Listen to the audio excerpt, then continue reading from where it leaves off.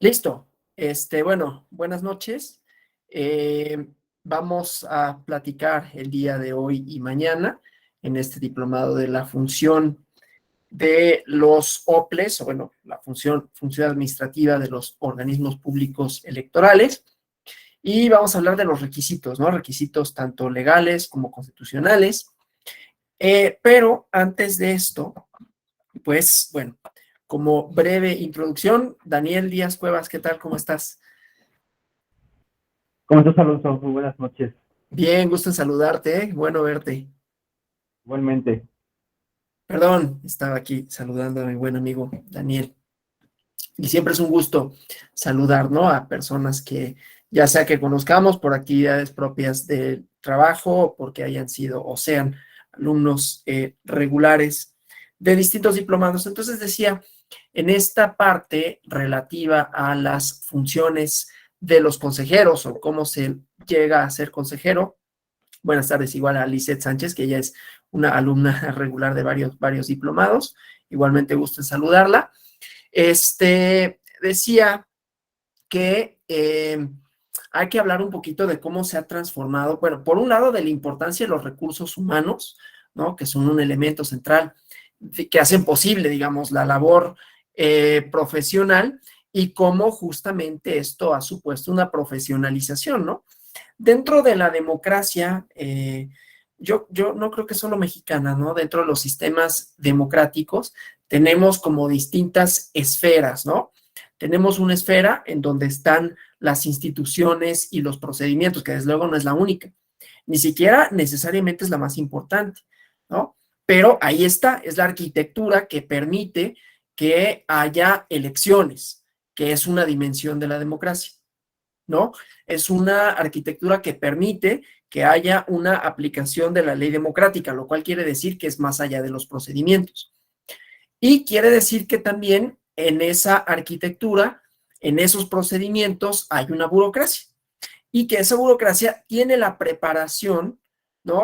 Ahorita voy a precisar el término burocracia, ¿no? Pero tiene una preparación suficiente, necesaria para resolver, no solo para organizar, vamos a hablar de una dimensión organizativa, pero también la burocracia, entendiendo entonces que hay una esfera que sirve, que cimenta la labor democrática, que resuelve, lo cual quiere decir que entonces la democracia también es conflicto, ¿no? También es poner en tensión algunas expectativas, algunas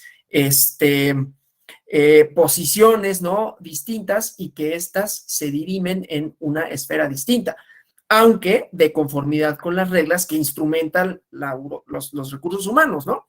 Y que esos recursos humanos, además de su formación, no solo tienen una formación técnica, desde luego que la tienen y es importante la formación técnica, pero tienen una formación. Y esta sería como la otra esfera de la democracia en cuanto a valores que se definen, que se dirimen, o sea, estas esferas estarían como conjuntas, ¿no? Como superpuestas. Y entonces se dirime el conflicto democrático también con relación a valores, ¿no? No es que necesariamente todos o todas las personas que participen en la esfera del conflicto político, partidos políticos, candidatos, necesariamente, no digo que no, pero no necesariamente es que sus arreglos sean de acuerdo a valores, porque hay arreglos de acuerdo a fines, finalidades, que son ganar una elección, digamos, ¿no? Pero las autoridades, el personal, los recursos humanos, sí está formado tanto en lo técnico como en lo axiológico o lo ético, si ustedes quieren, ¿no? De manera tal que vamos a comenzar, voy a compartir una presentación hablando de la burocracia, ¿no? La importancia que tiene la burocracia, la función burocrática para que camine, no solo, porque también vamos a hablar son dos temas los que vamos a abordar como introducción, digamos, conceptual, ¿no? Burocracia e instituciones, ¿no? Burocracia desde un punto de vista weberiano, ¿no? Y bueno, Weber tiene como una crítica a la burocracia, yo voy a omitir esa parte, aunque voy a abordar cuál es la crítica, y la institucionalidad, ¿no? Pero entendida que las instituciones pues caminan gracias a que hay personas que hacen el trabajo, ¿no? Y que esas personas tienen una formación y que esa formación se tendrá que ver tanto en lo técnico como en lo ético, digamos, ¿no? Es como los puntos de partida y de alguna manera también de llegada de la clase de hoy, ¿no? Entonces, bueno, aquí mi barra de tareas para poderles ver, porque si no, nada más estoy viendo la presentación misma que voy a ir avanzando, ¿no? Entonces, bueno, esta primera parte, ¿no? El concepto de burocracia, me lo brinqué, ¿no? Dice Max Weber, o para Max Weber, la experiencia, dice, tiende a demostrar que el tipo de organización administrativa puramente democrático, ¿no? Perdón, estoy pensando, puramente burocrático desde un punto de vista técnico, ¿no? Un elemento técnico, pero aquí vamos viendo, ¿no? Desde un punto de vista técnico, es capaz de lograr el grado más alto de eficiencia. Y en ese sentido es el medio formal más racional que se conoce para lograr un control efectivo sobre los seres humanos. Esta parte me la brinco, lo del control efectivo sobre los seres humanos, porque me interesa, ¿no? Cómo la organización administrativa burocrática técnica, desde el punto de vista técnico, logra eficiencia, logra resultados. Yo había dicho, no nos quedemos con el mero elemento técnico, no nada más es técnica. Necesitamos la parte valorativa y a esa me referiré sobre todo el día de mañana, o sea, la parte ética, ¿no? O sea, no nada más es, y también Weber habla de eso, la ética de la responsabilidad, ¿no? Que, insisto, la abordaré mañana para ahorita ver un poquito como el perfil y esta primera cuestión, insisto, de organización, de institucionalidad, y con base en ello, pues iremos viendo los requisitos, ¿no? De las competencias, ¿no? Etcétera. Pero entonces, pues, esta organización, continúa Weber, dice, es superior a cualquier otra forma en cuanto a lo que se refiere a la precisión, a la estabilidad, a la disciplina y a la probabilidad, de manera tal que hace posible un alto grado en el cálculo de los resultados para los dirigentes de la organización y para quienes tienen relación con ella, ¿no? Entonces, la eficiencia por un lado, ¿no? Pero por otro lado está este otro concepto de estabilidad, disciplina y probabilidad. Me interesa estabilidad porque Samuel Huntington, en un libro que se llama El orden político en las sociedades en cambio, define las instituciones como prácticas que adquieren estabilidad, ¿no? Es decir, que se vuelven los medios idóneos para alcanzar diversos fines.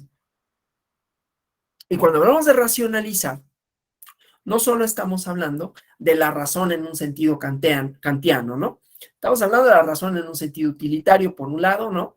Medios para conseguir fines, pero también racionalidad en el sentido de organizar, de distribuir y de disponer de recursos. Es algo más o menos, ¿no? Como en la economía que decimos, tenemos recursos limitados y necesidades ilimitadas. Entonces, la racionalidad en una institución también tendrá que ver con cómo se organiza, cuáles son las finalidades, con el menor costo posible para la institución, ¿no? No solo económico, sino en todo sentido, que los procesos sean eficientes tales que alcancemos resultados ciertos en el menor tiempo posible. Y esto es un poco raro, ¿no? Que lo diga, porque cuando la idea que nosotros tenemos de la burocracia es todo lo contrario. No es racional, es estable, pero son prácticas que quizás dificultan el acceso a las cosas, ¿no? Pero bueno, esta, digamos, podría ser motivo de otro tipo de análisis, ¿no? Las paradojas, pues, de la burocracia, pero su finalidad es esta. Entonces, cuando yo me refiero, cuando digo burocracia, ¿no? No lo hago desde un punto de vista despectivo, que siempre ha tenido como este carácter, ¿no? Deriva de una combinación un tanto vaga, su raíz etimológica, ¿no? De raíces grecolatinas y francesas, ¿sí? Que define la manera en cómo se disponen las oficinas públicas, ¿no? Es una palabra francesa, bourre, que no sé cómo se pronuncie, ¿no?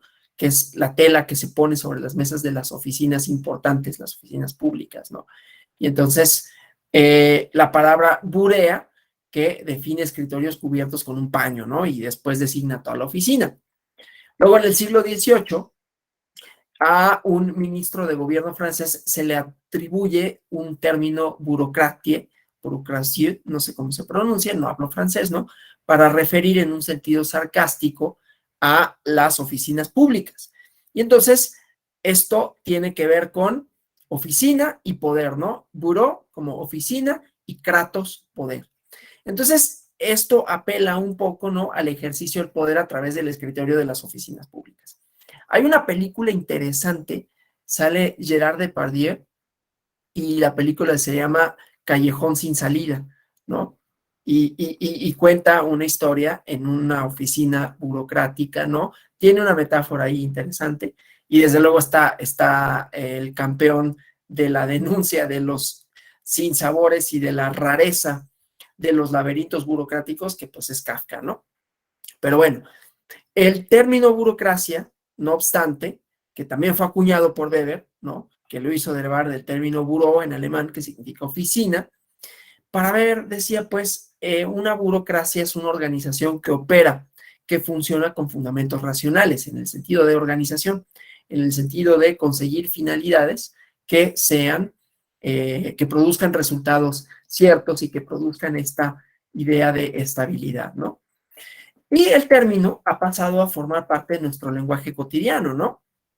Preferentemente se le usa en el ámbito de las organizaciones públicas que constituyen el Estado, pero nos olvidamos que las burocracias en cualquiera de sus sentidos opera también en el sector privado, ¿no? Todos nos hemos enfrentado a la burocracia privada cuando llamas, por ejemplo, no sé, al banco y te contesta un teléfono, ¿no? No sé, un llamador automático. Si presione uno, si tal, presione dos. Y es laberíntico en realidad, ¿no? Ah, mi problema puede ser el 2 o el 3, presiono 3 y resulta que no, y entonces me regreso. Y eso es una organización que trata de racionalizar, trata de centrar no solo los problemas, las demandas, sino las respuestas para obtener algo cierto, ¿no? Lo que pasa es que el usuario, pues, nos perdemos, ¿sí?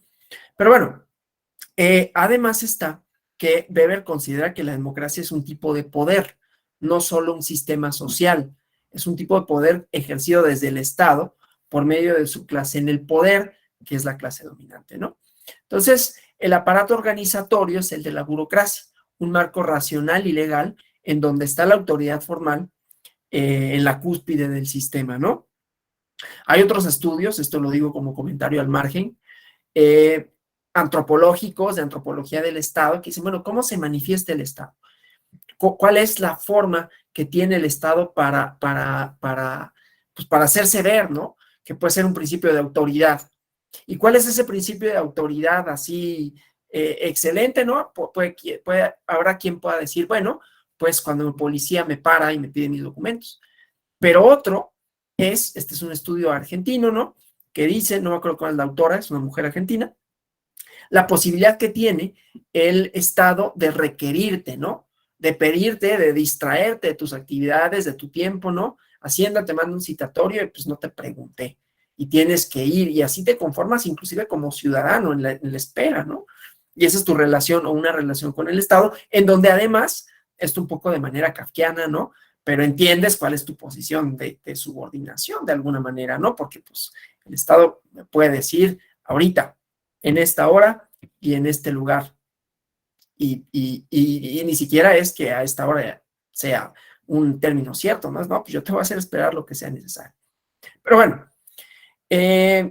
las competencias en la burocracia, hablando desde la perspectiva que me interesa, que es la de organización e institucionalización, no son sujeto de herencia o venta en las democracias contemporáneas, ¿no?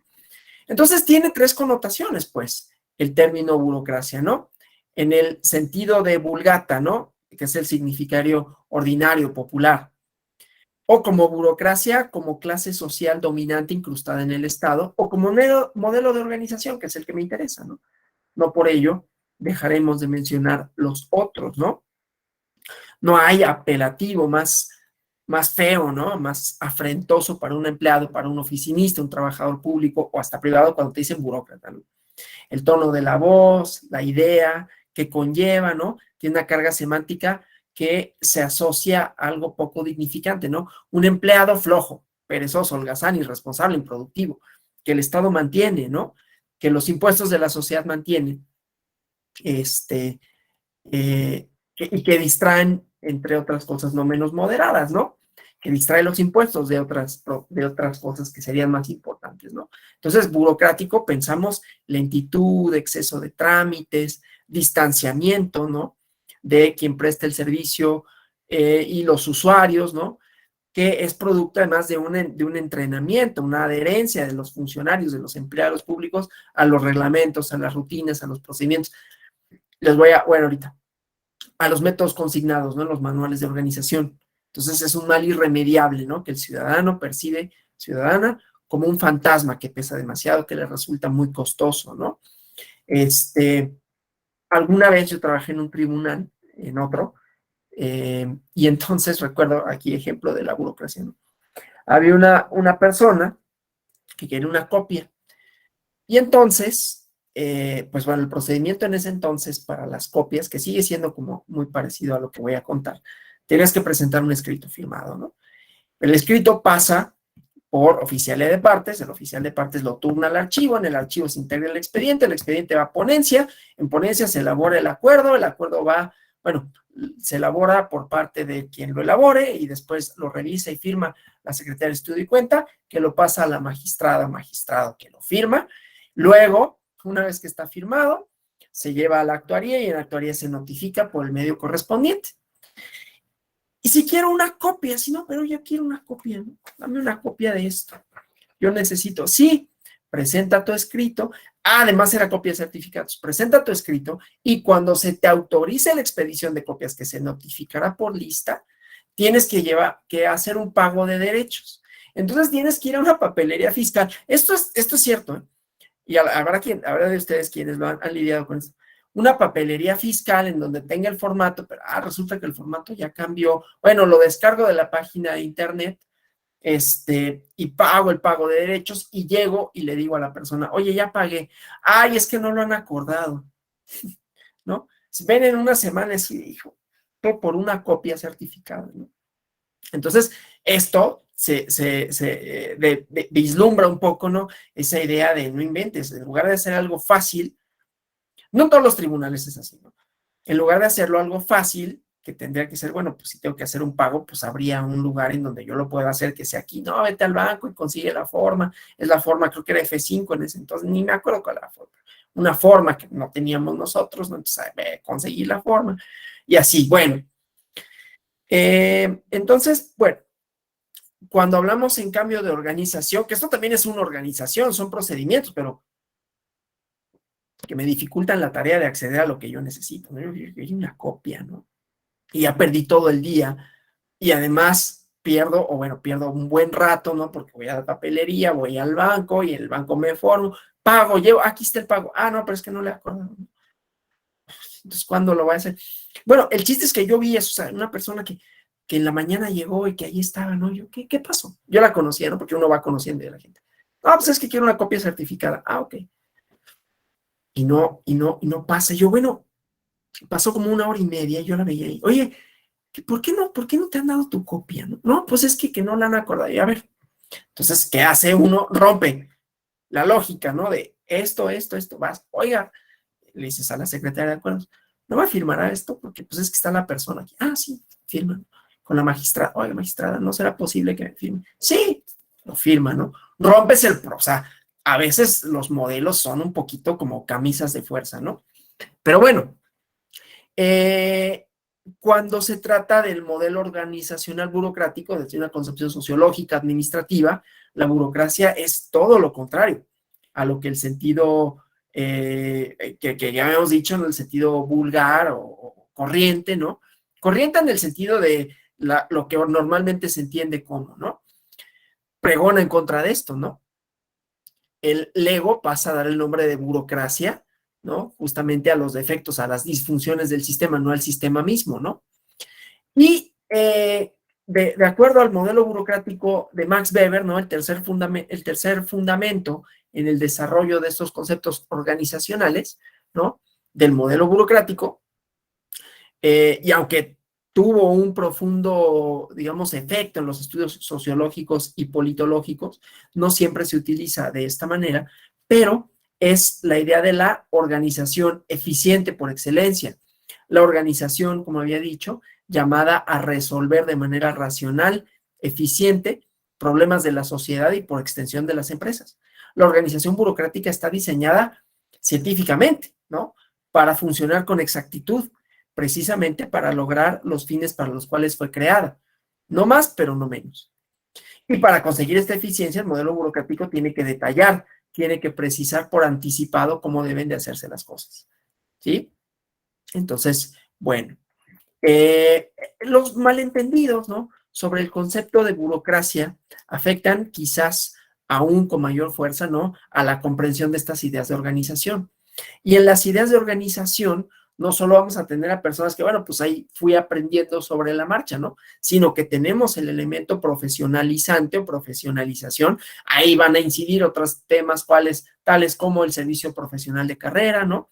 Y por lo tanto la ética que decía vamos a abordar mañana, también desde la perspectiva de Max Weber, la ética del servicio público o la ética de la responsabilidad, ¿no? Pero bueno, el chiste pues es que con esto nos damos cuenta también de la importancia de la formación, de la especialización en los recursos humanos, ¿sí? El chiste pues es que estos malentendidos sobre el concepto de burocracia afectan a la comprensión de estas otras ideas. Y lo paradójico es que cuando Weber trata de refinar un poco más sus ideas, ¿no? Y hace distinciones detalladas para evitar malentendidos, ¿no? Quizás los haya provocado también un poco, ¿no? Pero bueno, entonces, esta idea, pues, de la burocracia. ¿Y cuáles son sus características, no? Las características, perdón, del modelo burocrático weberiano. Tiene por lo menos 10 caracterizaciones, ¿no? Y algunas, ¿no? El diseño organizacional, en cuanto más las cumpla, claro, a ver, Weber en su metodología lo que hace son tipos ideales, ¿no? Él diseña ideas, ¿no? Que más o menos se cumplen en la realidad, que tienen una serie de atributos y que son eso, ¿no? Son una abstracción, pero que sirven para entender lo real, ¿no? Entonces, bueno, y en el modelo, pues, burocrático weberiano, en el tipo ideal de burocracia, se estructura con base en características que algunas ya las referí, otras no, ¿no? Pero uno, pues, es el carácter legal de las normas, de los reglamentos, el carácter formal de las comunicaciones, la racionalidad en la división del trabajo, que eso es importante. Estamos hablando de OPLES, ustedes ya han visto, verán, irán viendo, ¿no? Cómo los OPLES tienen distintos órganos, ¿no? Que se encargan de funciones diversas, ¿sí? Bueno, es que cada función, ¿no? Para alcanzar las metas, que además en el caso de los OPLES son muchas, ¿no? En el artículo 41 constitucional y en las constituciones de los estados respectivos, bueno, vienen cuáles, y entonces eso también implica que para que se consigan los fines hay que organizarlos de manera racional, ¿no? Y por lo tanto tiene que haber departamentos distintos y por lo tanto también el número importa, ¿no? El número de las personas que integran los órganos. Desde luego la impersonalidad en las relaciones de trabajo, una jerarquía bien establecida, ¿no? De la autoridad, quién es, cómo se distribuye, ¿sí? Rutinas, procedimientos estandarizados en guías, en manuales, desde luego competencia técnica, ¿no? Esta es una dimensión a la cual sí nos vamos a abocar el día de hoy, pero insisto en esto, ¿no? Como la democracia no nada más es técnica, a pesar de lo que nos puedan decir algunas, yo considero que no es solo técnica, ¿no? Porque si hay conflicto, el conflicto no alcanza, no es una ecuación que hay que resolver, ¿no? No es una X o varias que hay que despejar para llegar a un resultado cierto. Tiene mucho de la indeterminación, pero tiene mucho de esta parte valorativa y los conflictos son de diversa índole, ¿no? Pero bueno, el chiste es que es necesaria la competencia técnica, la especialización de la administración, de las y los administradores, como una clase separada, diferenciada, ¿no? En el caso de las organizaciones privadas, de los accionistas, ¿no? La profesionalización, perdón, de quienes participan y la previsibilidad del funcionamiento. Luego, por eso también es como muy, muy cuadrada la cosa, ¿no? Porque entonces, bueno, no puedo romper el orden de repente con esto de, bueno, pues las copias las pedí así, ¿no? pero la realidad es que los procedimientos, todo el mundo lo hiciera, pues ya no va a sacar el otro trabajo que también es importante. Vamos a estar interrumpiendo por copias, ¿no? Pero bueno, estas características son desarrollo de un sistema, ¿no? De las economías monetarias, del crecimiento y la expansión de las tareas administrativas del Estado moderno. Ahí vamos a ver lo electoral cómo juega, ¿no? Y la superioridad técnica del tipo burocrático de administración. Entonces, la organización burocrática está cohesionada por normas, por reglamentos, ¿no? Que estos están consignados por escrito y que constituyen su propia legislación. Para una empresa, sus estatutos, o como se le denomine, ¿no? Equivalen a la constitución de un Estado, ¿no? La reglamentación organizacional lo prevé todo, ¿no? Como a la manera de códigos. Es exhaustiva, toca todas las áreas de la organización y procura minimizar las lagunas.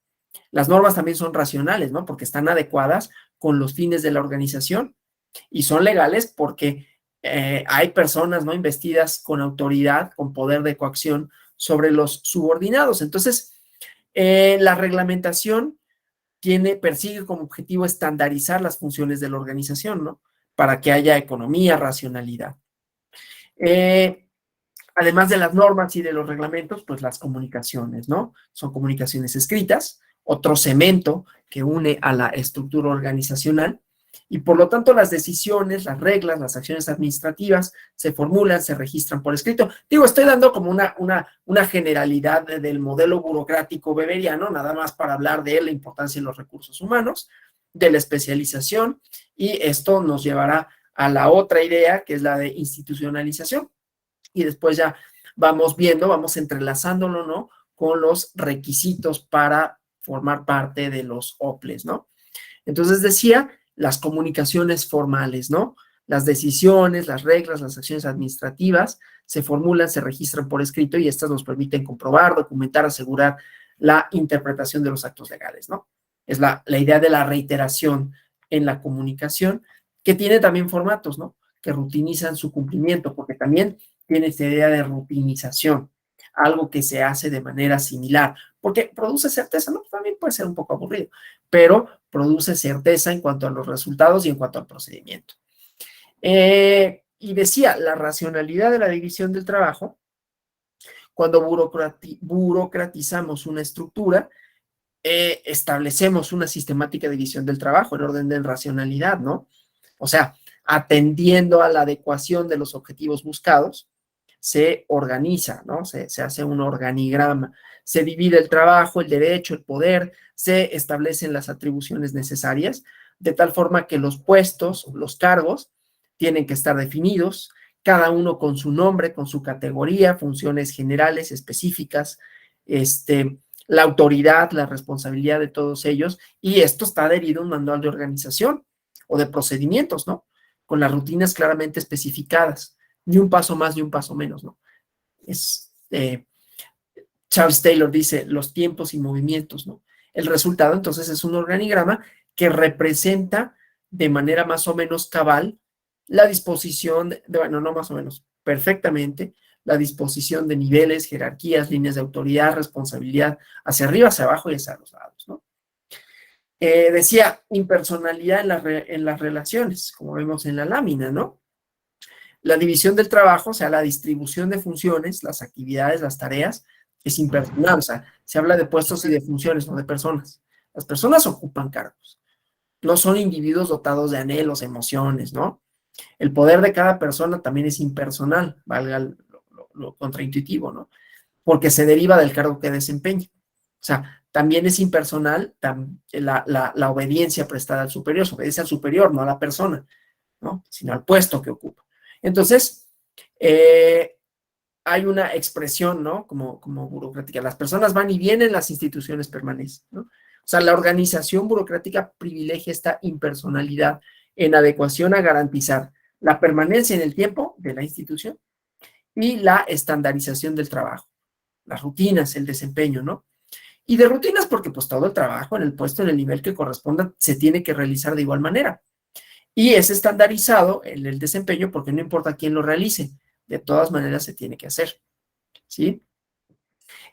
Cuando hablamos de la jerarquía, ¿no? Principio de jerarquía, que implica agrupar los cargos, las funciones, establece las áreas, los tramos del control, ¿no? Las competencias, ¿no? En base a la jerarquía, se construyen los escalones, se construye la pirámide burocrática, ¿no? La jerarquía es en orden, en subordinación, se define con reglas limitadas y específicas, ¿no? La autoridad y el poder que resultan de esto son inherentes al cargo, al nivel, no a la persona. Otra vez hablando de racionalización. Recordemos que Weber tiene mucho esta parte que es muy interesante además estudiarla, inclusive cuando habla de los liderazgos, ¿no? Liderazgo carismático y el liderazgo institucional, que depende del cargo, no de la persona. El liderazgo carismático depende de la persona. Esto solo para decir cómo a él veía en esta despersonalización del poder una parte racional que es inherente a la conformación de los estados modernos, en donde no atiendo a la autoridad con base a quién eres tú, sino en base a la función que desempeñas, al cargo que tienes. ¿Sí? Y así el liderazgo, digamos, político, quizás idóneo, sería aquel en el que pues sí, el liderazgo, iba a tratar de buscar un sinónimo, ¿no? Pero proviene del encargo, no de la persona. Claro, en la política funciona de otra manera porque el liderazgo también tiene elementos personales, pero bueno, solo para definirlo de esa forma, ¿no? Entonces, se protege de esto también un poco al subordinado de la acción arbitraria, supuestamente, ¿no? Porque la acción de ambos se procesan dentro de un conjunto mutuamente reconocido de reglas, ¿no? A ver, siempre hay espacios de incertidumbre, ¿no? Esto no quiere decir que se aplique de manera perfecta, por eso decía que es un modelo, es un tipo ideal, ¿no? En cuanto hace la estandarización de rutinas y procedimientos, pues también el desempeño de cada cargo está burocráticamente determinado por reglas y normas técnicas, ¿no? Todo está establecido, ningún ocupante de algún cargo puede hacer lo que quiera, la burocracia le impone hacer, de acuerdo con rutinas, con procedimientos establecidos previamente, ¿no? Y los estándares de desempeño resultan fácilmente evaluables, ¿no? Porque hay patrones predefinidos para cada puesto y en todos los niveles del aparato. Los manuales de organización, procedimientos, políticas son la viva expresión de esta característica del modelo burocrático. Entonces, vamos a ver las competencias, pero las competencias, digamos, las facultades que realiza tienen que ver con un perfil y entonces esto también es parte del diseño, ¿no? Porque el siguiente elemento es la competencia técnica, ¿no? La selección de las personas, que es un poco parte de lo que estamos hablando, ¿no? Los requisitos en un modelo burocrático se basan en la competencia técnica, no en las preferencias personales, ¿sí? O sea, como ven, tiene una racionalidad, tiene una finalidad, ¿no? Que no sean porque mi amigo, porque... Y siempre que viene la crítica a las selecciones arbitrarias que no se basan en esta competencia técnica, pues lo que estamos justamente rompiendo es un modelo burocrático, ¿no? Entonces, es también para quitarle un poquito la carga negativa que tiene. Entonces, los procesos de admisión, de promoción, de transferencia del personal tendrían, y digo tendrían, utilizo esta hipótesis, ¿no? El verbo que es pospretérito, ¿no? Solo para decir, bueno, este es el modelo ideal, ¿no? Tendría que ser iguales para toda la organización, se basan en criterios generales y racionales, siempre tomando en cuenta la capacidad de la persona, de manera tal que se establecen exámenes, concursos, pruebas, medidas de desempeño que resultan vitales en el modelo burocrático, ¿no? Y la especialización. La administración está separada de la propiedad en una organización burocrática, ¿no? Los miembros del cuerpo administrativo no son los mismos que la junta de accionistas en una empresa, ¿no? Los accionarios, o sea, en el modelo weberiano, los administradores de la empresa, ¿no? Y no son dueños del negocio. Entonces, esto es un profesional especializado, ¿no? Que dirige la organización. En el caso de la administración, es la profesionalización de las y los funcionarios administradores, ¿no? Ninguna burocracia puede funcionar, según Weber, si no tiene administradores profesionales. Y lo es cuando se trata de un especialista en el desempeño de las actividades a su cargo, ¿no? En los altos mandos tiende a ser un generalista, ¿no? Una persona gerencial. En los bajos mandos se va transformando en un especialista, ¿no? El alto mando tiene funciones más generales, ¿no? Conoce de manera, ¿cómo se llama? Pues sí, tiene un panorama más amplio respecto a las actividades, a cuál es cada una y en qué consiste. Los bajos mandos es una especialización en un sector específico, ¿no? Es asalariado, ¿no? O sea, un administrador profesional, una persona, un burócrata profesional que trabaja en el engranaje administrativo, ¿no? Es asalariado de un cargo y la actividad que realiza en la estructura suele ser la principal, ¿no? Es ocupante de un cargo, la actividad, es ocupante de un cargo designado por un superior con base en desempeño, ¿no? Su trabajo habla por él, digamos, ¿no? Esto es como de los manuales organizativos, ¿no? Que dicen eso. Los cargos suelen ser por tiempos indeterminados en el caso de las administraciones, ¿no? Me estoy refiriendo en el caso de los soples, veremos que están sujetos a una temporalidad porque se trata de un cargo, digamos, de una naturaleza que en una democracia la temporalidad en la toma de ciertas decisiones tiene igualmente una racionalidad, sobre todo en posiciones, digamos, de poder, ¿no? Pero todo el engranaje en el modelo burocrático, pues puede ser indeterminado, no porque sea vitalicio, sino porque el requisito para la permanencia es el desempeño. Este modelo y esta idea se replicaba y se replica, por ejemplo, en el Poder Judicial, en algunos sectores donde los jueces no son removidos de su cargo, o sea, no tienen una duración. Hay casos específicos en donde sí, los magistrados del Tribunal Electoral, en los soples sí, ¿no? Pero la idea es la permanencia en el cargo, a menos que algo suceda, ¿no? Que haya un fallecimiento o que producto de las evaluaciones no haya cumplido él o la funcionaria con las expectativas, con lo que se requiere para el cargo. Pero en principio hay una indeterminación en cuanto a la temporalidad, ¿no? Esto pone de manifiesto que hay organizaciones burocráticas que tienen una lógica distinta, ¿no? Como el caso de los organismos públicos locales electorales, que por el tipo de desempeño, por el tipo de trabajo que desempeñan, quienes son las consejeras, pues su duración sí está acotada, digamos, ¿no? Pero bueno. La organización es el ámbito de su carrera. Dentro de esta, llevan a cabo su tarea, ¿no? Escalando diversas posiciones. También la idea del escalafón, en el sentido de que el trabajo va a hacer que mejoren mi posición dentro de esa organización, ¿no? No es el dueño de los activos ni de los medios de producción de la empresa en el caso de las burocracias privadas. Es fiel al puesto, se identifica con los objetivos de la empresa o de la institución, y el administrador, la administradora, el burócrata profesional controla cada vez más a las burocracias, ¿no?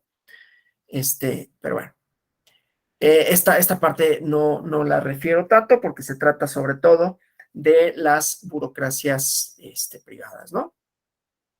La previsibilidad, y con esto voy también al tema de la institucionalización, ¿no? Lo que busca el modelo burocrático en la idea de Weber, aparte de la eficiencia vía la racionalidad, es la más completa, la más absoluta previsibilidad del comportamiento de quienes lo componen. La premisa weberiana básica es que el comportamiento humano laboral es perfectamente previsible, ¿no? Y entonces de ahí se pueden deducir todas las consecuencias posibles que el modelo burocrático exige. Si todo esto es moldeable, ajustable a cualquier estructura de la organización, entonces la burocracia es un esquema perfecto, ¿no?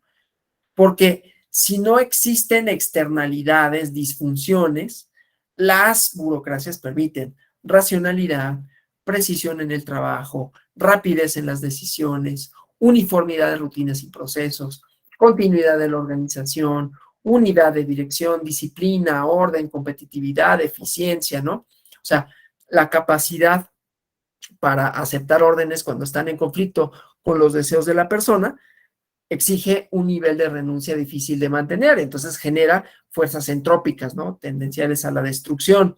La racionalidad se enfrenta a la naturaleza humana, que entonces se vuelve frágil, ¿no?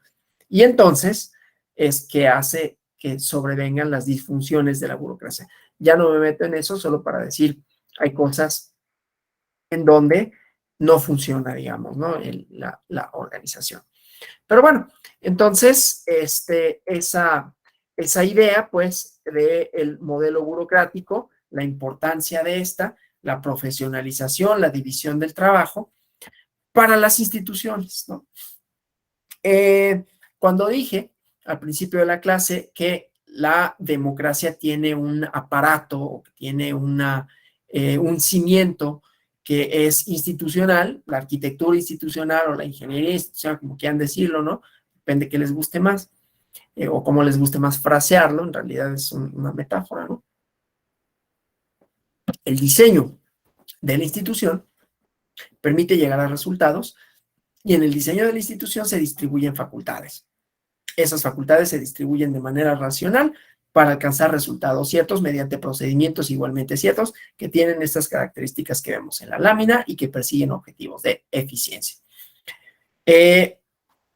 Pero además, hay otra parte con relación a las instituciones que decía son uno de los cimientos de la democracia, son lo que posibilita, los procedimientos y las instituciones son lo que posibilita que haya conflicto. El conflicto no como algo indeseable, sino como algo característico. La política es conflicto.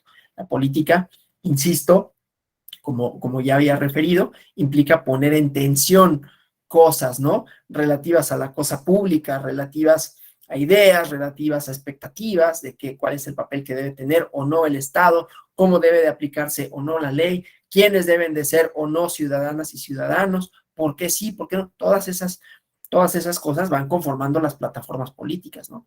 Y las autoridades, mediante distintos procedimientos, o sea, cualquier procedimiento que nosotros nos imaginemos en el caso de las funciones que llevan a cabo los OPRES sería un procedimiento racional que en términos burocráticos supondría definir funciones, establecer competencias y producir resultados ciertos en el menor tiempo posible.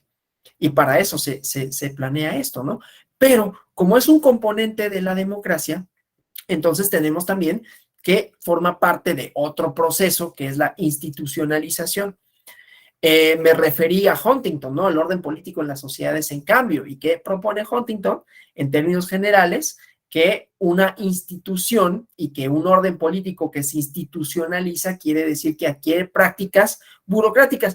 Él no dice que sean burocráticas, pero sí dice que son racionales, que son estables, ¿no? Que permanecen y que no tienen el elemento de personalidad. ¿Por qué? Porque la persona, ¿no? La idea de que sea una persona en específico el que ejecute una actividad, ¿no? Le dé el elemento de arbitrariedad, ¿no? Pues sí, ¿qué tal que esa persona amanece mal? Sí pasa, ¿no? Y pasa cuando lidiamos con, ay, es que hay que decirle a la persona tal, y esa persona a veces es un poco intratable y entonces hay que agarrarle el modo. Son otras formas de operar, insisto, porque estos son modelos racionales. Pero bueno, el chiste es que las sociedades se democratizan. Es una teoría, yo ni siquiera me gusta tanto, ¿no? Pues la teoría institucional y neoinstitucional, a partir de la cual las democracias, ¿no? Se institucionalizan en términos de que el margen de incertidumbre, ¿no? Margen de incertidumbre en cuanto a la arbitrariedad se disminuye. Y además ya sabemos cuál es el procedimiento, y ese procedimiento es igual para todos, ¿no? O sea, no depende de quién sea yo para que obtenga una licencia, en principio.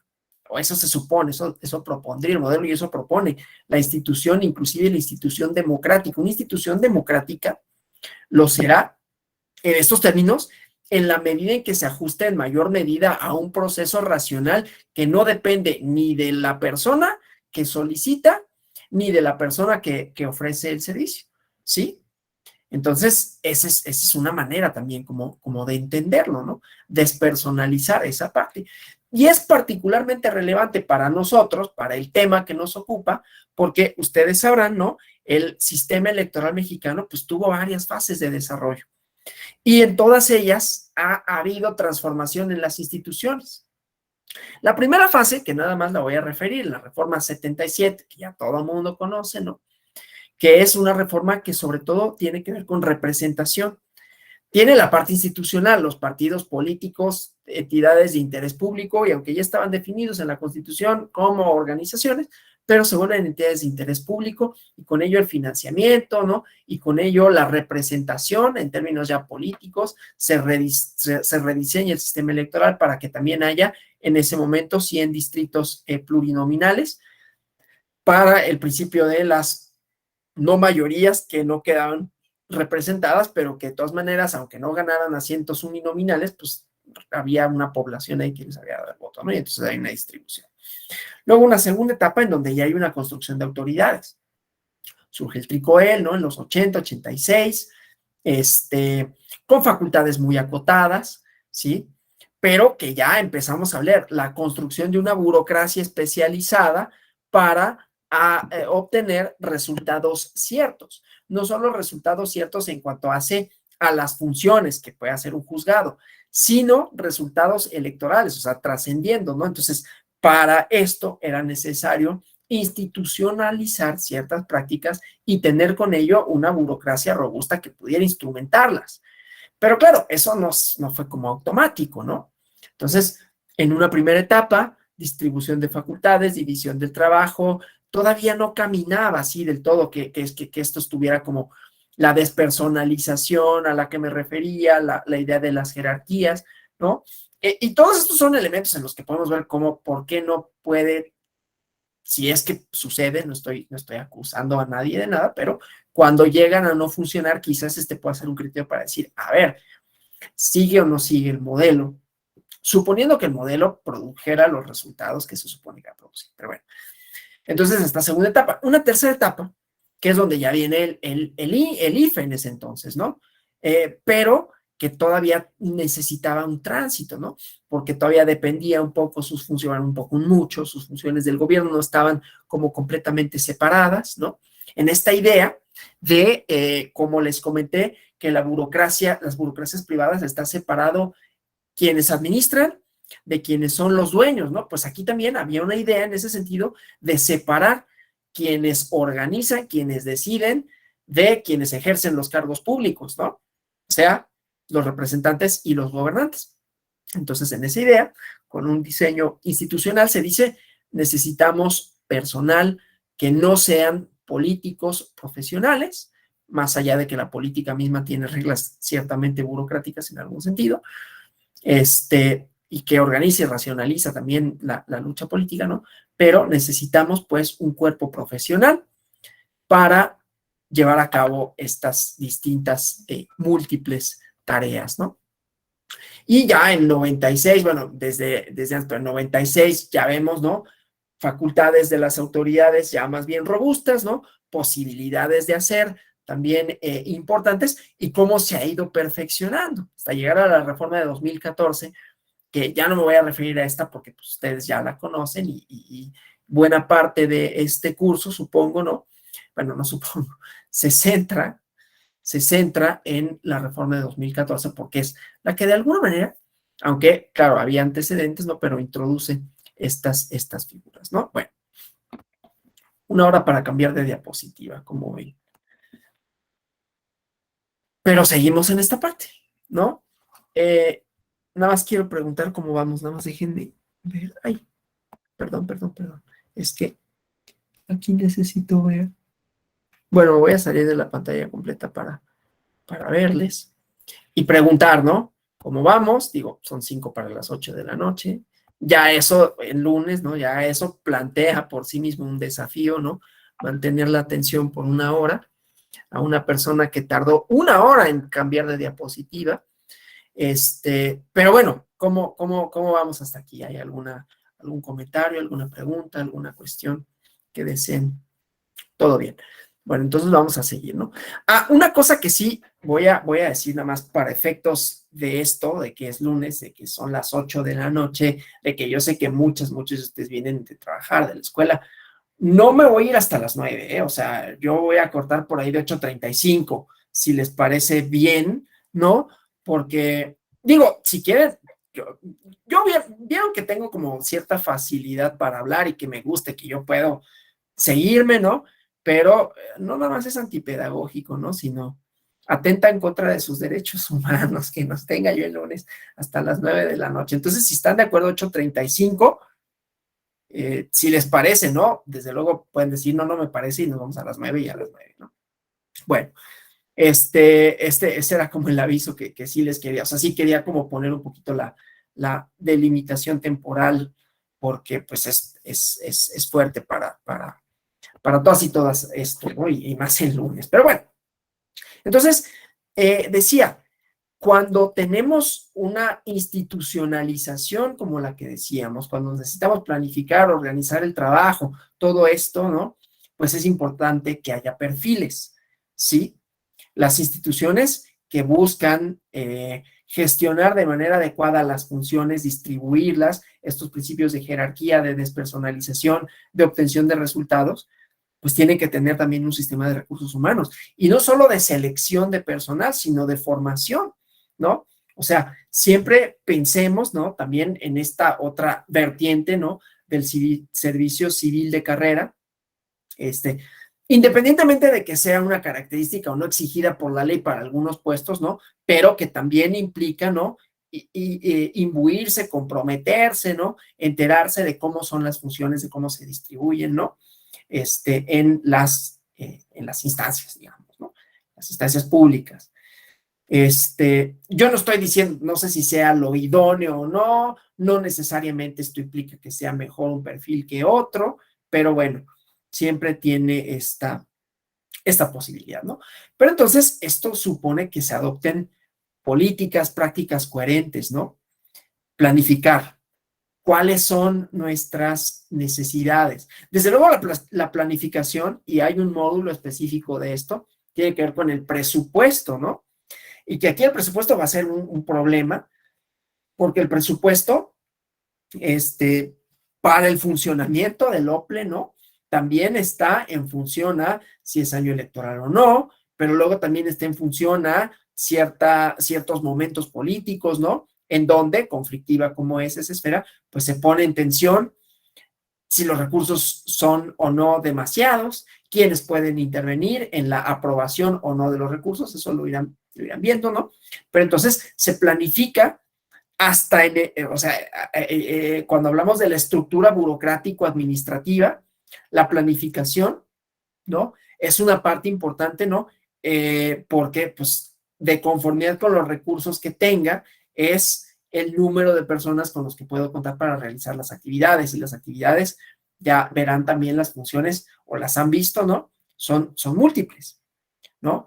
Pero además, eso también implica organizar el trabajo, diseñar puestos y con ello trazar perfiles, ¿no? ¿Quiénes son los idóneos? Y entonces ahí también vamos entendiendo, hay una racionalidad en lo que vamos a ver en cuanto a los requisitos, ¿no? La gestión del empleo, cómo y por qué te incorporas, cómo es posible que haya movilidad, ¿no? Que puedas pasar de un puesto a otro, bajo qué criterios, que estos, insisto, en la medida en que sean más racionales y menos personales, tenderán a ser más eficientes de conformidad con el modelo, ¿no? La gestión del rendimiento, ¿no? Igualmente, planificar, evaluar, y siempre pasa, ¿no? Como habíamos dicho, dado que partimos de un principio de, en este caso, necesidades infinitas con recursos limitados, pues siempre va a ser un problema. La burocracia siempre va a parecer que camina muy lento porque pues también están sobrecargadas, ¿no? Y ya no digamos en procesos electorales, porque sí trabajas a marchas forzadas y no te das abasto, ¿no? Entonces, ahí también viene el tema de planificación. Vamos a contratar personal extra, se puede, tenemos los recursos para, ¿no? Y así sucesivamente. La compensación, ¿no?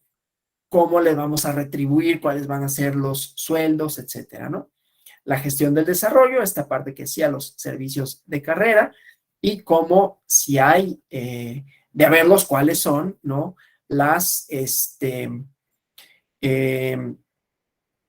el escalafón, ¿no? Y si hay servicio civil de carrera, y cómo implica, y cómo ingresas, cuáles son los puestos que lo integran, y así sucesivamente. Y desde luego, pues ya otras relaciones de índole más humano, ¿no? El clima laboral, las relaciones humanas que se dan ahí dentro, ¿no? Entonces, partimos de la idea de que dentro de las muchas cosas que importan para establecer perfiles, es una estrategia de recursos humanos, ¿no? Y que tiene que ver con la planeación de recursos, dinero, funciones, ¿sí? Y desde luego, el conocimiento, ¿no? La profesionalización, que esa es una parte, ¿no? Que también ha tenido una importancia mayúscula, que se ha puesto el acento, ¿sí? Y que además también es producto, pues, de la evolución del sistema electoral, ¿no? Normalmente los perfiles son ocupados por personas que ya tienen como una cierta experiencia, ¿no? Ya sea dentro de la institución o por lo menos en la materia. Entonces, diseñar perfiles idóneos, ¿no? Para que sean las personas que tengan las competencias, por un lado, técnicas. Ahorita dije, me voy a referir a lo técnico y mañana haremos la idea de la ética de la función pública o la ética de la responsabilidad, ¿no? Bueno, ya, todo esto para decir organización, jerarquización, racionalización, función, planeación, todos los sion habidos y por haber. ¿Qué dice la Constitución? La función electoral, esto ya lo han visto, ¿no? La división en el Instituto Nacional Electoral y los organismos públicos locales ya no está federalizada a partir de la reforma de 2014, con todo lo que ello implica también en cuanto hace a la distribución de las competencias, aunque después, y hay un módulo, ¿no? Relativo a la asunción, relativo a las facultades que puede llevar a cabo, es que se me olvidó esa asunción, hay otra, atracción y asunción, ¿no? Cuando atrae y cuando asume las funciones de un OPLE, pero bueno, la idea es que haya una división también racional de las funciones, ¿no? Y estas atribuciones, ¿no? Que igualmente las conocerán ya, ¿no? Que tiene el INE para los procesos electorales, tanto federales como locales, con su base constitucional en el artículo 41, fracción quinta, apartado B, ¿no? La capacitación. Por eso decíamos, tiene la idea de la institucionalización. La capacitación, por ejemplo, también es formación de recursos humanos, ya sea los que están o los que pueden estar potencialmente, ¿no? A ver, este ejercicio que estamos haciendo nosotros, de alguna manera tiene que ver con esa intención, ¿no? Puede haber quien, bueno, yo tomé el diplomado porque me interesó, porque me gusta conocer un poco, porque ya he tomado varios diplomados, pero habrá muchos que sean, no, pues es que yo quiero en algún momento dado ser funcionario, o soy funcionario yo mismo, ¿no? Y quiero afinar algunas cosas. Entonces es parte de esto, ¿no? La capacitación. La geografía electoral, que ya sabrán, ¿no? La distribución de los distritos electorales, la división del territorio en secciones, ¿no? Nosotros vemos en nuestra credencial y que se establece en dónde está mi casilla, pues todo eso se determina, ¿no? Con función en criterios de población, de densidad de población, ¿no? Y entonces van estableciendo, porque esto va cambiando, ¿no? Las personas se cambian de casa. Yo, por cierto, tengo que actualizar mi INE porque me cambié hace más de un año, no la he actualizado. Digo, no está muy lejos de donde antes vivía, pero ya es otra sección definitivamente, ¿no? Inclusive es otro distrito, aunque es la misma demarcación, la misma alcaldía, ¿no? En fin, entonces, bueno, esto, ¿no? Lo que tiene que ver con el diseño territorial, la distribución del territorio, el padrón y la lista de electores, que es una cosa, ¿no? También. Con ello, la ubicación de la casilla, quiénes son los funcionarios de sus mesas directivas, que aquí nos regresa la capacitación, porque la capacitación de recursos humanos no nada más es para los funcionarias y funcionarios, ¿no? También para aquellos que llevan a cabo sus actividades el día de la jornada electoral y quienes capacitan a los capacitados, ¿no? Perdón, quienes capacitan a los capacitadores, ¿no? Y bueno, como cualquier organización burocrática, reglas, lineamientos, criterios, ¿no? Materia de resultados preliminares, esto sabrán, ¿no? Las obligaciones que hay de que cómo se conforma la muestra, ¿no? Cómo se va a seleccionar, qué casillas van a participar en la selección de la muestra de los conteos rápidos, de del programa de resultados preliminares, por otro lado. Luego, en esta idea de, como ya sabemos, otra vez admitiendo que es una esfera conflictiva, pues las encuestas, ¿no? Los encuestadores que tienen que dar a conocer su metodología y tiene que ser aprobada y así sucesivamente, y todas estas otras funciones propias de la jornada electoral, la observación, decía ya, los conteos rápidos, pero también la impresión de documentos. Yo tengo una amiga que trabaja en el Tribunal de la Ciudad de México, que está a cargo de la documentación, ¿no? Y antes del proceso electoral estaba bastante tensa, porque decía, pues es que estos documentos no es cualquier cosa, ¿no? Se imprimen en los talleres gráficos de la Nación, pero son documentos de seguridad nacional, ¿no? Y obviamente, pues están resguardados y cuidados, pero a final de cuentas, quien tenía a su cargo este resguardo era ella, ¿no? Entonces no era cualquier cosa, pero bueno. Y después ya sabemos, fiscalización, y otras, sí, las demás que determine la ley, ¿no? O sea, puede ser muchas más que estas, ¿no? Dentro de las atribuciones, y aquí otra vez para determinar perfiles, para determinar la idoneidad de los mismos, ¿no? Artículo 41, fracción quinta, apartado B de la Constitución, derechos y el acceso a las prerrogativas. Esto también, hablando de la Ciudad de México, y digo porque conocí el caso, ¿no? Y por ahí, no sé, pero presumo que en su clase de presupuesto, a mí me tocó dar esa clase y por eso sé que, y puedo presumir que puede ser que vean el caso de Ciudad de México con el presupuesto, porque fue un caso curioso. Tiene sus cosas procesales ahí que creo que hubo una serie de confusiones por parte de la autoridad. Pero bueno, independientemente de eso, porque ahí había una pregunta central de quiénes pueden o no corregir el presupuesto, ¿no? Pero bueno, y es que en ese momento un problema presupuestal importante que tuvo el OPLE de la Ciudad de México fue que no tenía dinero para darle sus prerrogativas a los partidos, ¿no? Inclusive hubo un día en que en una protesta, no los dejaban salir del instituto, ¿no? Bueno, la preparación de la jornada electoral, ya decía, la documentación, escrutinios y cómputos, la declaración de validez, cómputo de la elección del presidente de los Estados Unidos mexicanos y las demás que determina la ley, ¿no? A diferencia de esto, el OPLE, ¿no? Igualmente, las prerrogativas, ¿no? Los derechos y el acceso a prerrogativas de los candidatos y partidos políticos. La partida presupuestal lo contempla y es a través del OPLE que se integran los recursos o que se otorgan las administraciones a los partidos políticos, ¿no? Educación cívica, entonces preparación, igualmente, bueno, formación de ciudadanía a través de cursos, libros, folletos, etcétera, ¿no? La preparación de la jornada electoral, la documentación, escrutinio y cómputo, igualmente la declaración de validez, el otorgamiento de las constancias en las elecciones locales, el cómputo del titular del Poder Ejecutivo, resultados preliminares, lo mismo, ¿no? Organización, desarrollo, todas aquellas que no estén reservadas al Instituto Nacional Electoral y las que determine la ley, ¿no?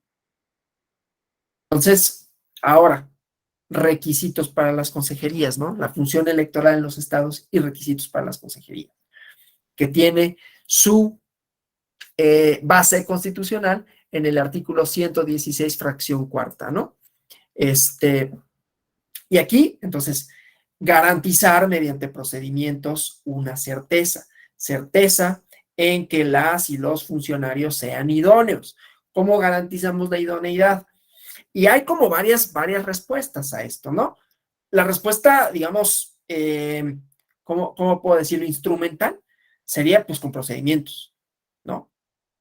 Y estos procedimientos serán públicos, estos procedimientos estarán en manuales, estos procedimientos tendrán un rango constitucional, de manera tal que, otra vez, lo que se buscó y lo que se busca en cualquier organización burocrática, pero en una burocracia democrática, es que se reduzca el margen de discrecionalidad, pero también en el nombramiento, o sea, en la función y en el nombramiento. En todo caso, el nombramiento tendrá que atender a cuestiones más de carácter técnico que de carácter personal, ¿no? Insisto, esto planteado en términos de lo idóneo de acuerdo con el modelo, ¿no? Entonces, bueno, las constituciones tendrán que garantizar, pues, que las autoridades que tengan a su cargo la organización de las elecciones, que resuelvan las controversias, tengan autonomía en su funcionamiento, independencia en sus decisiones. Esto tiene dos vertientes, ¿no? La independencia en el funcionamiento, la autonomía, tiene que ver con, por un lado, esto, ¿no? Los procedimientos, bueno, tiene tres vertientes en realidad, ¿no? Los procedimientos ciertos para construir a la institución, ¿no? Para constituirla y luego que los recursos humanos que estén en ella tengan el perfil idóneo. Y la idoneidad también tiene que ver con en esta idea de lo político, su separación del poder, ¿no? No son parte del poder formalmente, ¿no? Son un cuerpo separado. Claro, es imposible lograrlo en términos absolutos, pero es como de manera idónea, ¿no? Por otro lado, la autonomía y la independencia también tiene que ver con el ejercicio de los recursos, que haya recursos suficientes. Esto primero pues nos lleva al dinero, pero y el dinero también nos lleva a, entonces, si tengo recursos suficientes, si tengo dinero suficiente para cumplir, primero, con mis obligaciones, con mis atribuciones, y segundo, para llevarlas a cabo, o sea, con mis obligaciones tales como las prerrogativas a los partidos, para preparar debidamente la jornada, para organizar el cómputo, etcétera, pero para eso necesito dinero y necesito personas que lo ejecuten. Y esas personas tendrán que ser idóneas en los términos primeros, ¿no? Es decir, en los términos de independencia de otros poderes, injerencia, pues, que pueda tener otro organismo, ¿no? Y entonces garantizar que los procedimientos, otra vez, me lleven a elegir a los mejores, las mejores, ¿no? Pero en eso mejor tenemos un tercer elemento, que es el ético, ¿no? Que insisto, hoy no entro en ello, pero mañana sí. Bueno, y entonces los procesos de designación, ¿no? El presidente y consejeros electorales son designados por el Consejo General del INE, según lo prevé la ley, ¿no? Y aquí, por fin, ¿no? Requisitos. A ver, si yo hubiera entrado vamos a ver los requisitos en 10 minutos, ¿eh? En 10 minutos ya, mañana no nos veo, ¿para qué? Les di ya cuáles son los requisitos, pero estos requisitos tienen una finalidad, están engarzados con una idea, ¿no? De Estado, de democracia, de instituciones, ¿no? Entonces, por eso todo lo otro, ¿no? En dónde se inserta el INE en el caso mexicano, más allá de, no, tampoco voy a repetir la reforma que ya han visto, ¿no? Cuáles son sus características. Tampoco voy a empezar a hablar solo de los OPLES como un órgano general, porque entonces, pues eso ya lo dijeron en otras clases, y entonces hablamos de la importancia de la distribución de facultades y la idoneidad, que insisto, la idoneidad tiene dos vertientes, la de hoy, que será la técnica, ¿no? Y que en la técnica también tendremos que encontrar la despersonalización, ¿sí? Bueno, entonces, primero, la designación por parte del INE, pero requisito originario de la entidad correspondiente o contar con residencia efectiva de por lo menos 5 años antes de su designación. Este criterio territorial es fundamental, ¿no? Y lo vemos que se replica, por ejemplo, no solo en la función electoral, en la función de representación, en la función de gobierno, ¿no? Para las y los que aspiren a ser gobernantes de una entidad, representantes por una entidad, se exige este requisito de ser originario, ¿no? O tener una residencia efectiva, ¿no? Y en la residencia efectiva ya hay como varias cosas, varios criterios interesantes, no me meto en eso, hay jurisprudencia de residencia efectiva en términos de la ley. Ahorita no voy a entrar, pero mañana cuando hablemos de esta otra vertiente, por un lado lo ético, ¿no? Hablaremos, no estoy diciendo que pueda ser un conflicto ético, aunque puede serlo, la residencia efectiva, sino que mañana veremos como criterios, ¿no? Y dentro de los cuales está la jurisprudencia relativa a la residencia efectiva, que se hace extensiva a esta, ¿no? Que es una idea de una vinculación con la entidad, en este caso en donde voy a desempeñar mi función. 5 años, ¿no? Pero tiene un porqué, tiene una teleología. La iremos viendo. Ahorita vamos así como los requisitos formales, el procedimiento para producir resultados ciertos, el elemento técnico. Ya mañana vemos el elemento axiológico, y en el elemento axiológico la residencia efectiva pues es un concepto que hace referencia a un vínculo efectivo, ¿no? A un vínculo que establece una idea, una pertenencia a un lugar, ¿no? Y que además esto también tiene la racionalidad de decir, tratamos de reducir en la medida de lo posible la discrecionalidad, ¿no? Pues tú me caes bien, entonces mi cuate, pues mira, te voy a conseguir un puesto en un OPLE, pues, ¿qué será? En Veracruz, ¿no? En mi vida me he parado, sí conozco, ¿no? En mi vida me he parado por Veracruz, pero pues, suena bien la chamba, ¿no? Y me designan, ¿no? Entonces, ahí viene tanto el elemento ético. Puedo ser, no, pero pues yo toda la vida, oye, yo profesor de la EG, ¿cómo no voy a saber de derecho electoral, no? Además, fíjate, ya cursé no es mi caso, ¿no? Pero cursé una maestría en derecho electoral, y pues llevo muchos años ya en esta materia. Idoneidad en cuanto hace a lo técnico sí la tengo, ¿no? Pero se pide este requisito adicional y bueno, ya veremos sus características, ¿no? Cumplir con los requisitos del perfil, ¿no? Ya vemos cuáles son la idea detrás de esto de el perfil, ¿no? Pero es la parte técnica, ¿no? Pero bueno. Igualmente, si hay vacantes de consejeras, consejeros estatales, el Consejo General del INE designa a tal persona, de acuerdo con la ley, y si la vacante, dice aquí, se verifica durante los 4 primeros años del encargo, o sea, cuando hay una renuncia, cuando la persona que había sido designada ya no puede continuar con el encargo, entonces puede suceder, como pasa de manera análoga con los titulares de los poderes ejecutivos, ¿no? Ante la renuncia se designa a una persona,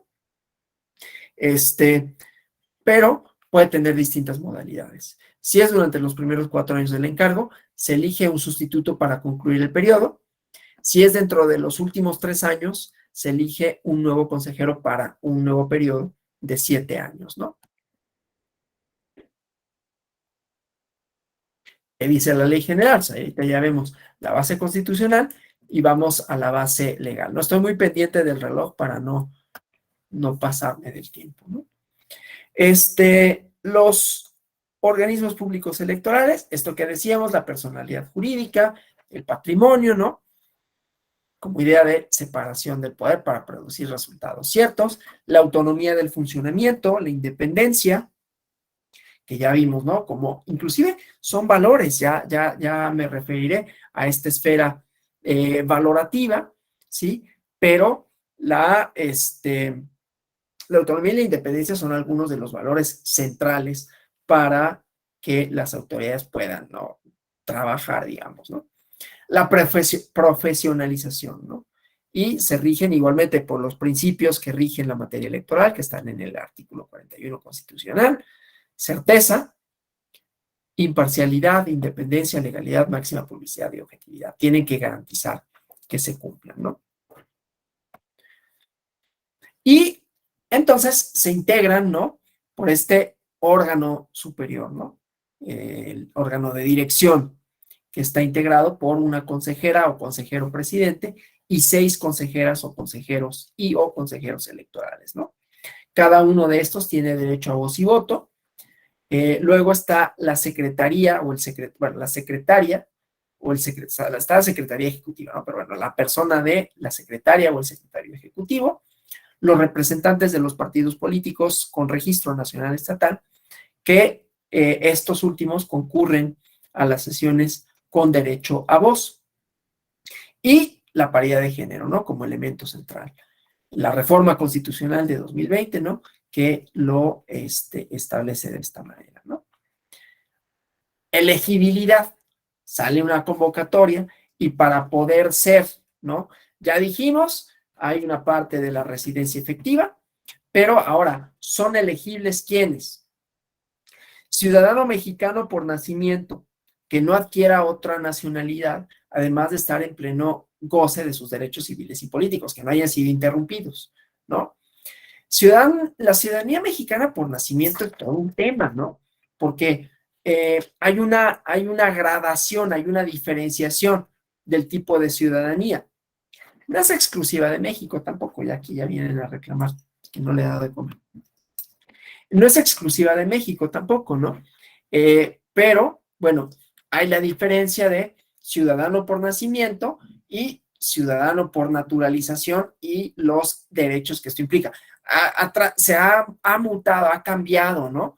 Porque ha habido una cierta flexibilidad para aquellos que han adquirido la nacionalidad mexicana y que puedan, ya sea vía legal o vía jurisprudencial, ¿no? Se ha resuelto esta idea de la ciudadanía, que por cierto es un tema interesantísimo, hablé de esto en la mañana, no de la ciudadanía mexicana por nacimiento, pero sí de la idea de ciudadanía, ¿no? Todo lo que implica. Pero bueno, entonces, ser ciudadano, ciudadana mexicana por nacimiento, que implica que, artículo 35 constitucional, no, pero bueno, uno de mis padres será nacido en territorio nacional, yo mismo nacido en territorio nacional, en embarcaciones, embajadas, ¿no? Todos los requisitos para la ciudadanía mexicana por nacimiento, ¿no? Que bueno, también la idea de decir ciudadano, ciudadano, quiere decir que es mayor de edad, ¿no?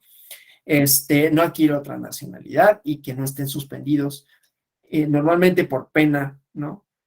Privativa de libertad, los derechos civiles y políticos.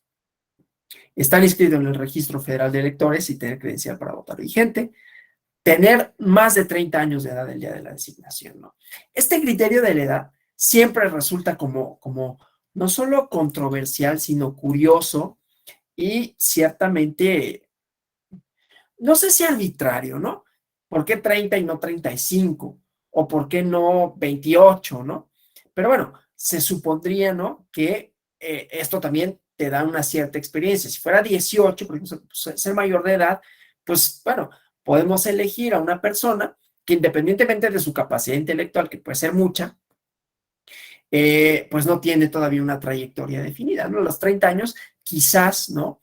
Marcan que pues ya es una persona que ya pues trabajó en algunos, o sea, un criterio de responsabilidad por un lado, pero por otro lado, de especialización. Ahorita vemos esta parte, ¿no? Pero bueno, entonces esa idea, ¿no? De la edad que también pues garantizaría una cierta experiencia, ya fuera técnica o ya fuera experiencia en general, ¿no? De responsabilidad, digamos, ¿no?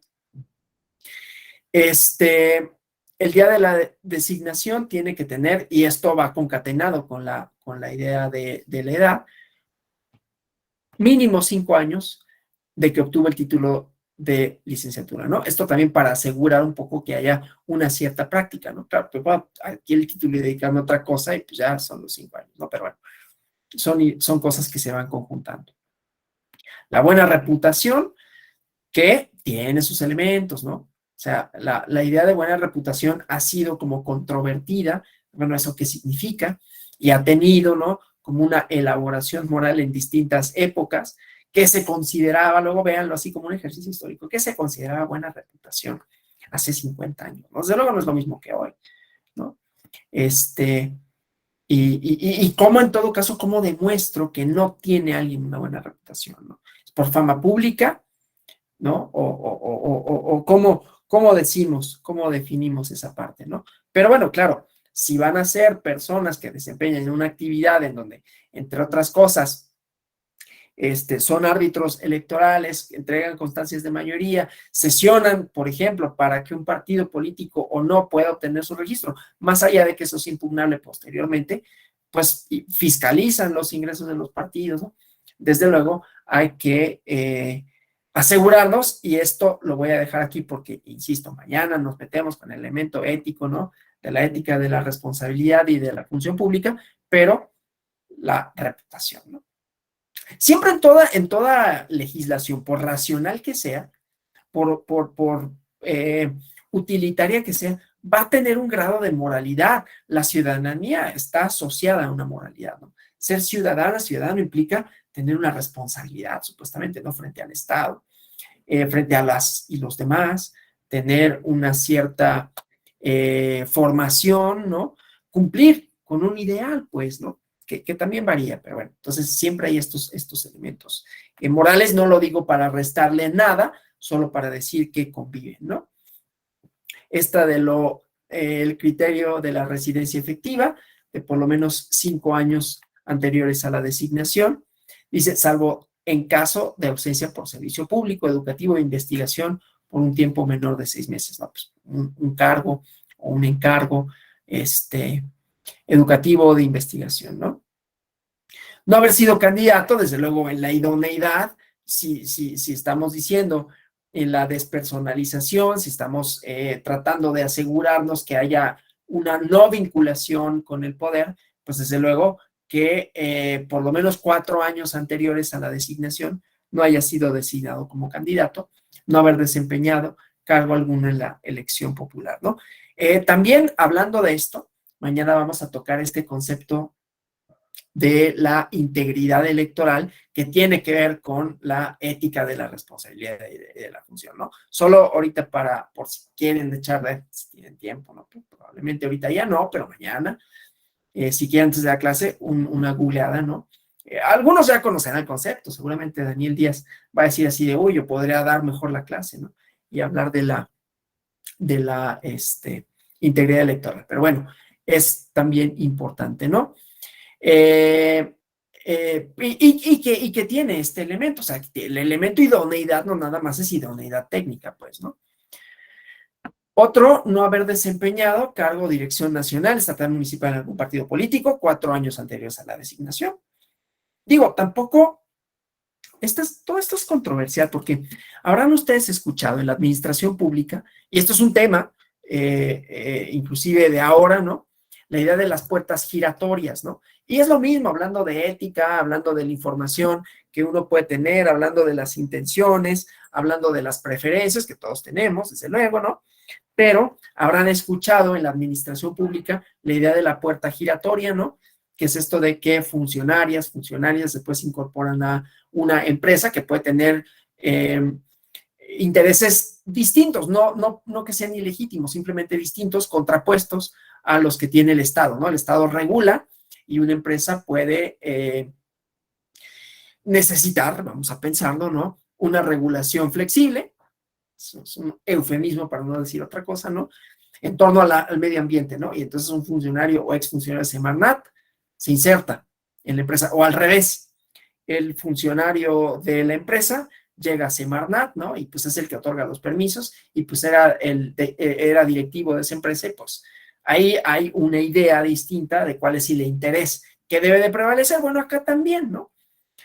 Hay un interés, los partidos tienen su interés que es legítimo, ¿no? De las elecciones, pero aquí se trata de garantizar la certeza, la imparcialidad, la legalidad, y entonces pues tratar en la medida de lo posible que por lo menos hay un margen de temporalidad importante de desvinculación con ese partido político, ¿no? Y decía, es controversial porque, por ejemplo, en el caso de la puerta giratoria, hay quien dice, no, 10 años, y aquí dicen, nunca, ¿no?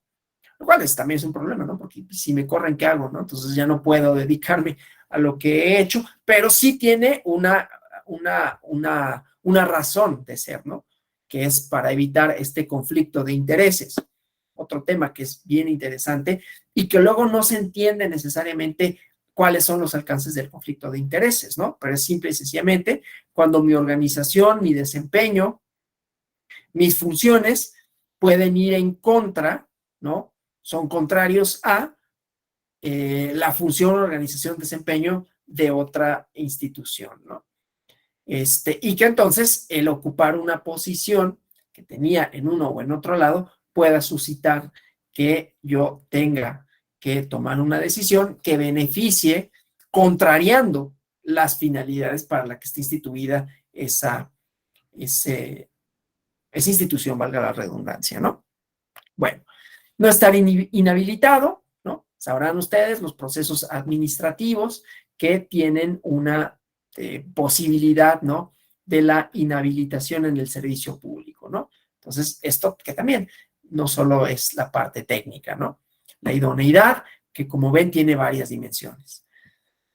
No haberse desempeñado durante los 4 años previos a la designación como titular de secretaría, haber sido secretaria, secretario, o dependencia del gabinete legal o ampliado del gobierno federal, de las entidades federativas, secretario oficial mayor, casi todos los mandos, altos mandos, ¿no? De la administración pública de cualquier nivel de gobierno. Desde luego, y aquí, por eso decía, ¿no? La idea del conflicto de intereses. No ser jefe de gobierno, gobernador, gobernadora, secretario de gobierno o su equivalente local. No ser presidente municipal, síndico, regidor o titular de las dependencias y ayuntamientos, que parecería muy obvio, ¿no? Pero justamente aquí sería, garantizamos pues que no haya conflicto de intereses, que no haya esta puerta giratoria, que no vaya a beneficiarse tanto del puesto, o sea, utilice el puesto para, como beneficiar a un partido o a un gobierno en específico por el goce de sus funciones, ¿no? Y que sigue siendo la misma idea de la burocracia como modelo y de la burocracia electoral, en el mejor de los sentidos, digo burocracia electoral, de separar a los dueños de los administradores o de separar al gobierno, las funciones del gobierno que le son propias, de quienes organizan la elección, que produce autoridades políticas legítimas, ¿no? No haber sido miembro del Servicio Profesional Electoral Nacional en el último año, en el último proceso electoral en la entidad, ¿no?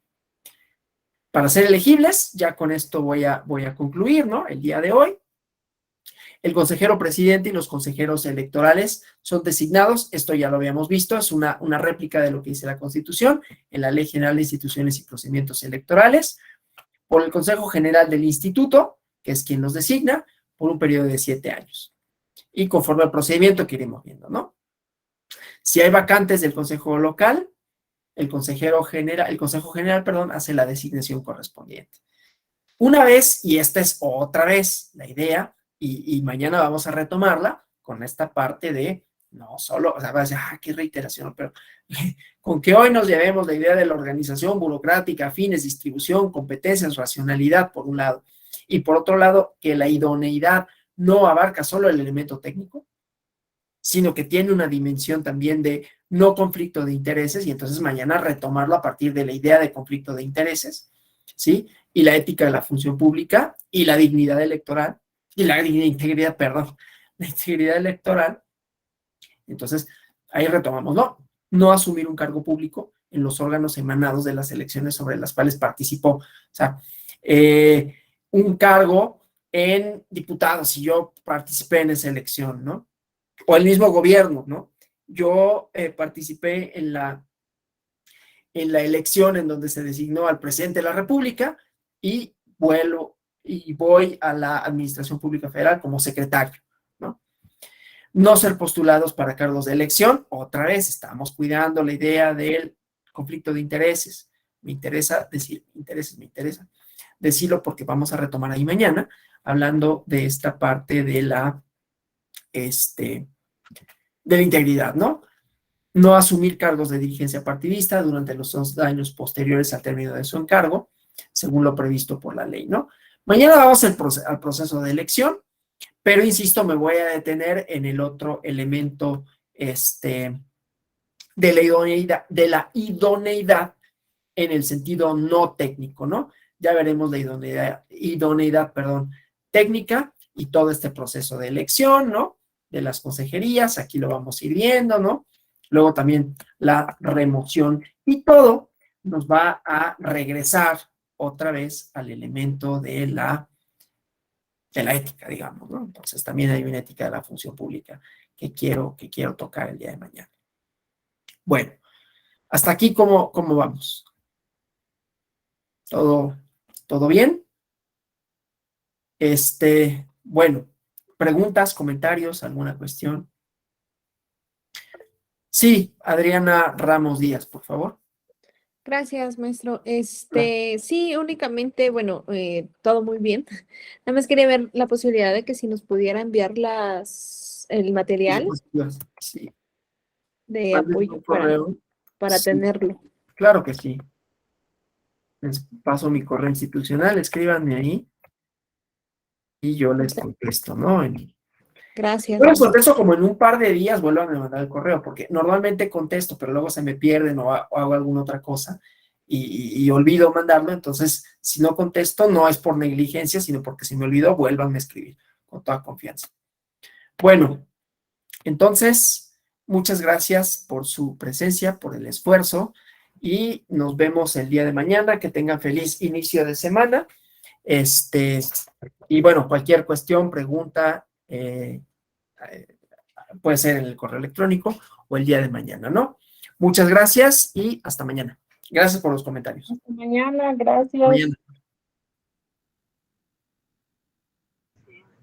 Muchas gracias, hasta mañana. Gracias, hasta mañana. Gracias a ustedes. Muchas gracias, hasta mañana. Gracias.